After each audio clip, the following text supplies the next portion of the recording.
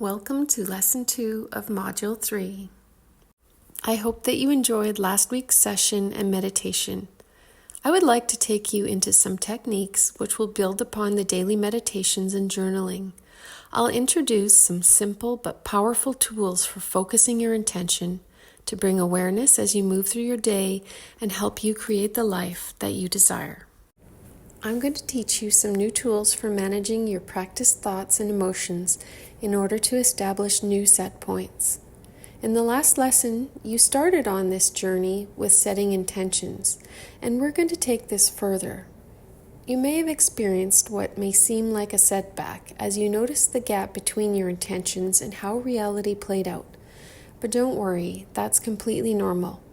You have a lot of practice being who you've been up to this point, and your subconscious mind likes to keep running the programs it knows. But you can interrupt this programming and reset your computer, so to speak, and with practice create new ways of being in the world. On a daily basis, we can use intention setting and mini meditations to guide our lives along the path that we desire.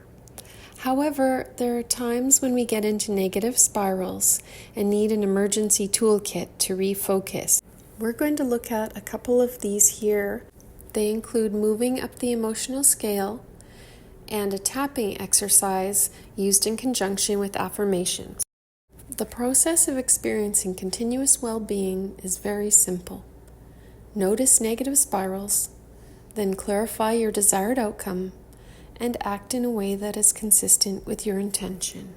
You're practicing living by choice rather than by reaction and creating new habits. You can take as little as 1 to 5 minutes to reset your well-being during the course of the day. This can take the form of simply turning your attention to the space within and remembering the physical sensation of meditating, or thinking about a loved one or a pet, or even by focusing on your breath. If you have 5 minutes to step away from what you're doing, you can listen to a short meditation while walking or seated. This is nothing more than treating yourself with care and respect. How you feel is important. If you find yourself stuck in a negative spiral and wish to move out of it in a healthy way, i.e. not suppressing your emotions, there's a wonderful tool provided in Esther and Jerry Hicks' book, Ask and It Is Given. I have found this tool to be extremely effective, and upon learning it, I wondered why it wasn't taught to children in schools. In the lesson's PDF resources, you will find a download of an emotional scale to practice with. I'd also encourage you to check out their book. I will read you an excerpt from my novel, which illustrates the concept of moving up the emotional scale. It's a conversation between longtime best friends. Judy has just opened her own business, which has been vandalized, and Stella starts a conversation about the incident. I thought you'd be blazing mad once you got over your shock. It was worse than that, at first. I was downright despairing, and that's the lowest you can go. I'm not sure how despair is worse than anger. At least it doesn't hurt anyone. I do not agree with you on that. You know very well how it hurts people. You can't say anger is bad. It's just an emotion to help you take action. It lets you know boundaries have been crossed. You still have a choice in your actions, even if you feel angry. Okay, I'll admit it does feel better to be angry than hopeless. That's something my therapist and I have talked about, acknowledging anger and dealing with it constructively rather than exploding or suppressing. But please, explain to me how you went from despairing to where you are now. Maybe if I give you an example, say a running mental commentary, I could explain it better. Let me think. Judy looked at the ceiling and twisted her mouth sideways, deep in thought.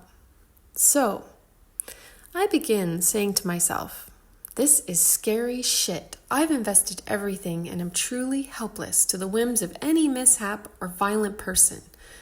Then I move up to say rage and think, those effing miscreant delinquent sociopaths should be strung up by their toes from the streetlights. I laughed so explosively that I blew out a spray of coffee. Judy looked at me sternly and said, "You're going to wipe that up, right?" Wow, that's progress. I should tell my psychiatrist about this. She doesn't know what she's missing in her toolbox, I teased. Do you want to witness the process or not? Go ahead, I waved her on as I washed the counter. Though I move to anger or rage, I do not stay there, but I need the energy of it to move further. I might move to discouragement and think, I'm not sure I'm up to this task. Will I make it? And keep moving to slightly better feeling thoughts, as high as I can go anyways. Maybe I get to pessimism and I say, well, most businesses fail in their first year and maybe this neighborhood isn't ready for change. Or maybe I get up to hopefulness and think, things will be better tomorrow and the next day. I'll recoup this loss. That's where I am now. I did not get to joy and appreciation yet. I hope this illustration shows just how natural it can be to search for the next best feeling. Even when the next best feeling is still lower on the emotional scale and not where you'd like to land, there is no judgment in that. Each emotion is useful in creating momentum, and you can keep moving up to a better place. Go as far as you can go and relax into trusting yourself, knowing that you can steer your own ship. You have an emotional guidance system that works like GPS. The next method I'd like to share is tapping, and I'll soon lead you through a quick meditation to show you just how easy it can be. I first experienced it in some meditations by Dawson Church on Insight Timer, and have since read 2 of his books, the latest titled Bliss Brain. He brings together science and spirituality and is a wonderful resource I'd encourage you to look into further. I also took a course on energy medicine by Donna Eden, where I learned the importance of these points in balancing the body's energy. She's also an author, and her books, videos, and courses are great resources I would encourage you to look up. The points shown here are locations on the energy meridians of the body, which we will tap during the meditation. Please see also the course materials for a downloadable PDF that you can use to help remember the points when you're doing this on your own. We will begin with the points at the peak of the eyebrows, then the sides of the eyes, then below the eyes but above the cheekbones. Tapping here helps you to feel grounded. Then below the nose, below the lip, then the sides of the hands, and then the K27 points, which are a little harder to find. You locate them at the U-shaped notch at the top of your breastbone, and then move your fingers down and outwards about an inch to find these spots. 27 points help you to energize your body. And the next ones are the spleen points, which are at the sides, just below the breast and at the top of the rib cage. The spleen points are ones that help you to manage stress. Find a private space to practice, pausing the video until you're ready to begin. We're going to get started now. All right. Breathe in deeply, holding at the top, and let it all out with a sigh. Again, breathe in deeply, hold, and release with a sigh. Begin by tapping the points above your eyebrows, allowing your body to relax. Now tap the points at the corners of your eyes, breathing deeply, and tap under your eyes. You are feeling more centered. Tap in the center of your top lip, feeling a sense of calm come over you. Tap just under your lower lip, breathing deeply. Now tap the sides of your hands together on the padded part below your little finger. Say, I am well. I am centered. I am whole. Tap the K27 points at your collarbone. Say, I am strong. Tap the points below your breast area at the top of your ribs and say, I am at peace.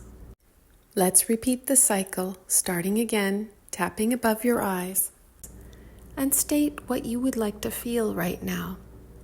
Tap at the sides of the eyes, continuing to set your intentions, and below the eyes. Keep stating how you would like to feel, and tap above your lip, and below your lip, the sides of the hands, the collarbone points, and below the breast. Now let your hands rest and breathe deeply. Feel the energy flowing through your body. Enjoy your sense of being, this centered place inside. Rest here a moment, then allow your attention to focus on the room around you and set your intention to go about your day with well-being. I hope that you enjoyed the little tapping exercise. Notice how you feel. You can adapt this and use it anytime you need by breathing deeply, tapping, and affirming yourself out of any negative spirals. I must admit, I've even used this technique at work in a bathroom stall, thinking the affirmations instead of speaking them out loud. You have to do whatever works to meet your own needs for emotional balance. For your homework, I'd like you to practice the tools learned today and try to integrate them into your life over the next week. Continue to meditate and journal about your emotional progress and quality of life. Continue to practice listening to your internal voice for direction and setting your intentions moment by moment.